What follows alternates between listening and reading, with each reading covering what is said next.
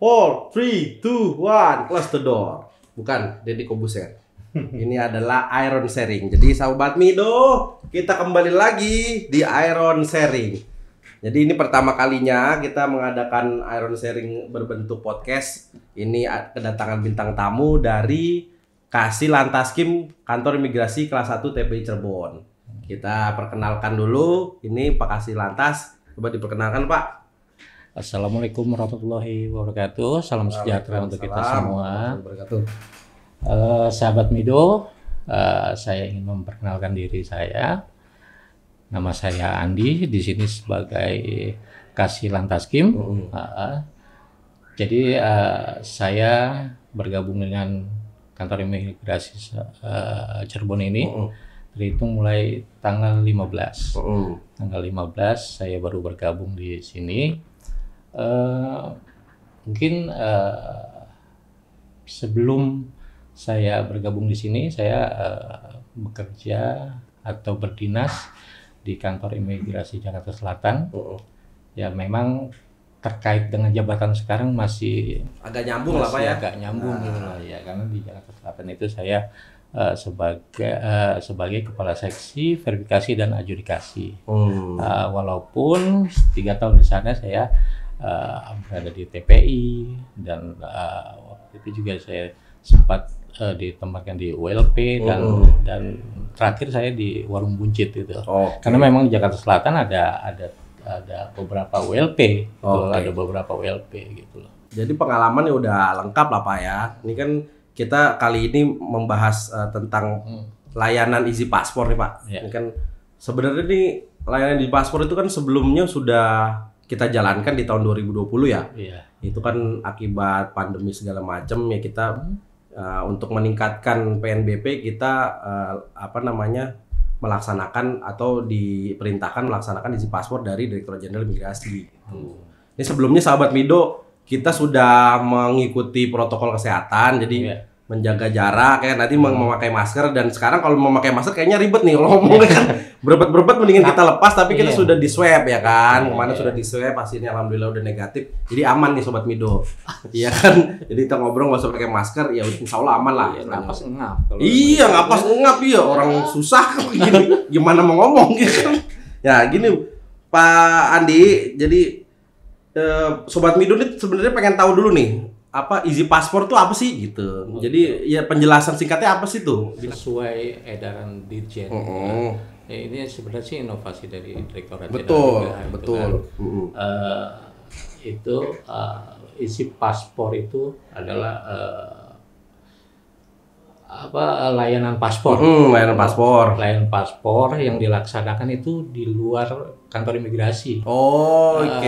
Ya. Dan di lokasi pemohon pelaksanaannya. Gitu. Itu lain kata mungkin seperti jemput bola. Jemput bola ya. Jemput bola ya. Suka main bola juga. Iya, jemput itu bola. Jadi nggak di kantor, langsung datang ke tempat. Jemput bola. Nanti mungkin dari sahabat Mido sudah memberikan tempat gitu, nanti pegawai kita yang datang ke sana. Iya, gitu. jadi nggak usah ke kantor imigrasi, tapi kita yang melayani ke sana gitu loh. Dan untuk layanan itu juga kita menggunakan mobil unit.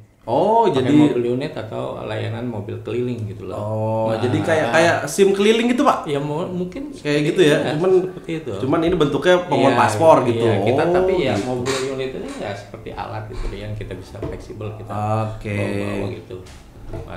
Jadi tempatnya tuh di mana aja yang ditentukan gitu. Misalnya kita mau ditentukan di sekolah gitu. Bisa. Jadi untuk pelayanan Easy Paspor ini bukan sekolah aja, ada yang kita arah itu seperti pemerintahan, terus TNI, Polri gitu loh, BUMN atau tempat ini ya, tempat tinggal mungkin ya. Bisa juga di perumahan gitu Pak ya.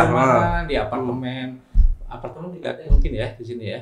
Apartemen di sini ada, belum pernah main sih Pak. Saya Dan ngapain? Dan bukan itu aja. Iya.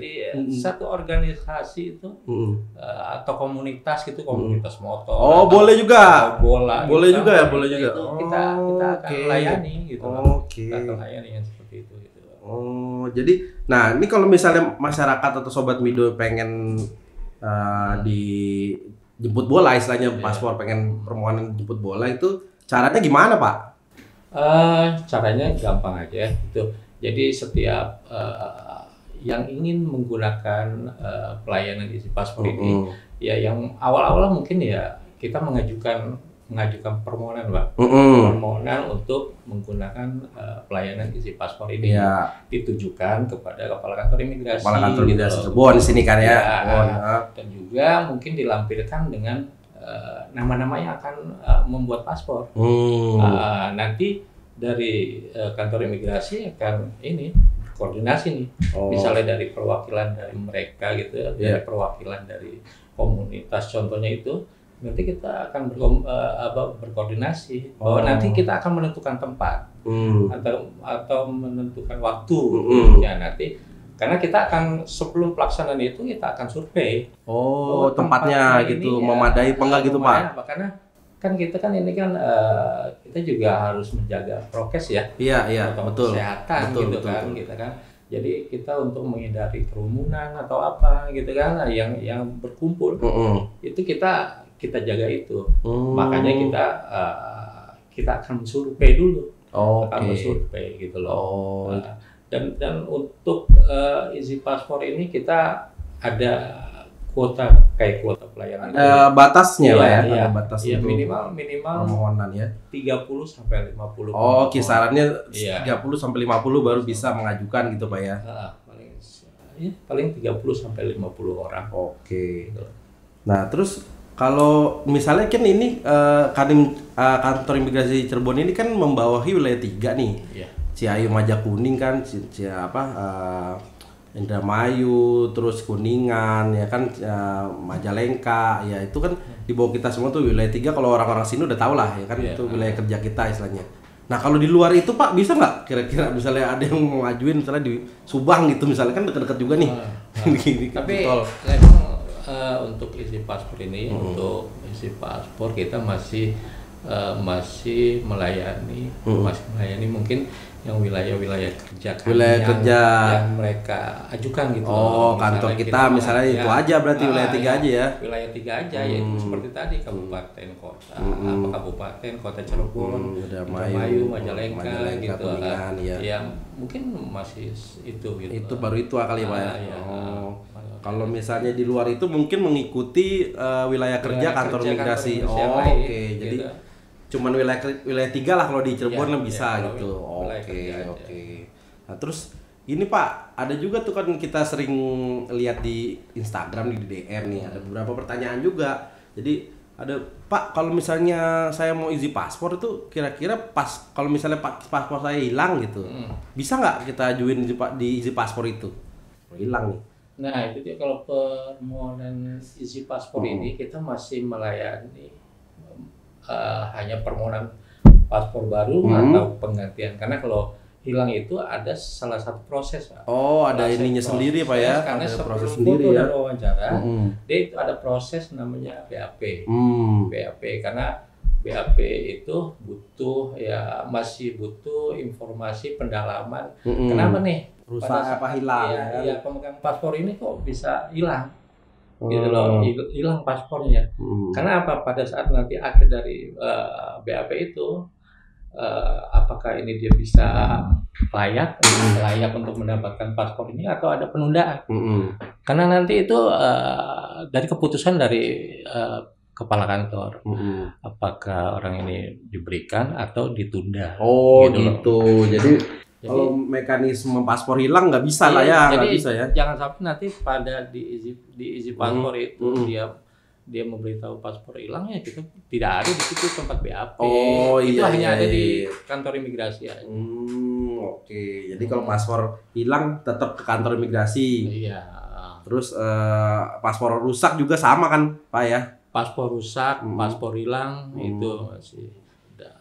Paspor untuk sekarang kan banjir juga ya, banjir. Iya, banyak yang banjir nih. Iya, banyak yang bencana bencana kan. Iya, itu makanya itu apalagi kalau banjir bencana itu kan nanti itu ada kayak kondisi kahar ya. Yang nanti itu tidak ada yang 0% itu loh. Oh iya, itu, jadi ya. Sobat Mido nggak perlu bayar Pak Iya, kalau kena banjir bencana itu, ya. Iya, jadi cuma prosedurnya beda. Ya, prosedurnya makanya nggak bisa di paspor. Nggak bisa iya, di iya. paspor. Makanya itu di kantor imigrasi ya ada BAP itu untuk pelaksanaan BAP, tahapan-tahapan itu harus diikuti gitu loh. Oke, jadi izin paspor hanya melayani paspor baru, permohonan paspor baru dan paspor penggantian. Iya. Penggantian habis berlaku, ya kan penggantian halaman penuh istilahnya gitu. Oke. Nah, ini pun ada pertanyaan lagi misalnya dari Sobat Mido nih, kan izin paspor itu kan di luar kantor Pak, kan di luar kantor tuh. Tapi kalau misalnya kita mau ngajuinnya itu tetap hari kerja, Senin sampai Jumat, apa Sabtu Minggu bisa? Untuk saat ini kita masih di hari kerja, hari dan kerja, pelayanannya itu dengan waktu jam 8 sampai jam 3 sore. Oh gitu. Ya. Jadi gitu. Kalau untuk pelayanan Sabtu Minggu kita belum gitu loh, belum ada ya, belum ada yang dan selama ini juga permohonan yang masuk itu masih hari kerja. Nah, karena kebanyakan komunitas atau perkantoran itu kan buka di hari kerja, itu mungkin sekalian itu Pak. Oh gitu. Iya. Jadi mengumpulkan orang-orang itu lebih mudah atau lebih gampangnya di hari kerja. Ya, kita juga melayani di paspor di hari kerja. Gitu. Jadi Sabtu Minggu belum ya Pak? Belum ada ya? Oh iya. Kalau ini Pak, persyaratannya misalnya, persyaratan kan sama nih kan kalau untuk paspor atau izin paspor kan ya sama aja sih, kita jemput bola, KTP, KK, akta lahir atau ijazah atau akta nikah kan sama tuh. Nah cuman kadang-kadang kan untuk menjaga kedaulatan negara kan gitu, ada tujuan-tujuan tertentu yang perlu data dukung kan gitu kan. Banyak tuh pasti Sobat Mido yang bilang ada nggak syarat tambahan segala macam. Nah kalau misalnya pada saat pelaksanaan itu ada kekurangan kelengkapan gitu, misalnya data dukung, gimana tuh Pak? Pas kita di lapangan melaksanakan izin paspor misalnya gitu. Data dukungnya seperti ya misalnya kita di izin paspor ternyata ada calon PMI nih mau kerja ke luar negeri kan gitu. Tapi dia nggak bawa rekomendasi, belum bawa, itu gimana Pak kira-kira? Itu dia, kalau untuk di izin paspor, untuk misalnya ada pemohon paspor ini kekurangan atau datanya itu ada kesalahan gitu loh. Ya, makanya kita harapkan, kita informasikan kepada pengguna permohonan izin paspor ini untuk berkas itu kita mintakan 2 hari sebelum waktu pelaksanakan. Itu karena apa? Itu dia, kita tidak mau pada saat pelaksanaan nanti itu terjadi penolakan atau kita membutuhkan data pendukung gitu loh. Nanti itu kita cek dulu tuh, misalnya ada perbedaan antara KTP dan ijazah, itu mungkin kita akan meminta data tambahan gitu loh. Yes, koreksi data lah, atau rekomendasi dari Disnaker atau apa. Tapi kalau di sini kayaknya kalau PMI itu ada tempat khusus Pak ya.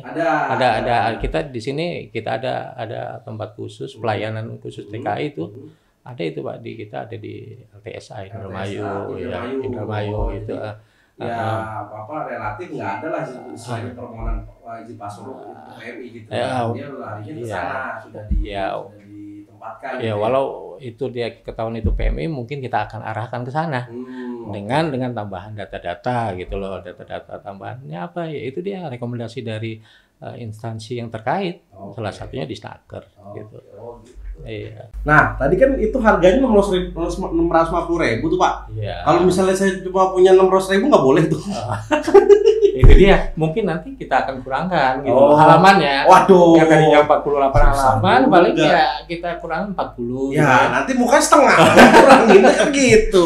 Nah ini Pak, jadi kan kita sudah bahas nih sedikit banyak tentang izin paspor. Nah masalahnya nanti ada pertanyaan-pertanyaan di belakang bisa dikirimkan ya Sobat Mido kan. Jadi mungkin acara podcast kali ini membahas izin paspor kita cukupkan di sini ya kan. Sobat Mido nanti bisa langsung DM atau di komen ya kan, di kolom komen nanti pertanyaan-pertanyaan lanjutannya bisa di komen di IG kita kan, ada tuh nanti di IG di bawah sini kan. Ada juga bisa di IG itu tuh ada nomor telepon juga, bisa langsung telepon sama WA juga bisa ditanya gitu Pak. Jadi kita closing dulu, Sobat Mido. Sampai di sini pembicaraan tentang isi paspor. Kita kembali mungkin di kesempatan berikutnya. Terima kasih. Wassalamualaikum warahmatullahi wabarakatuh.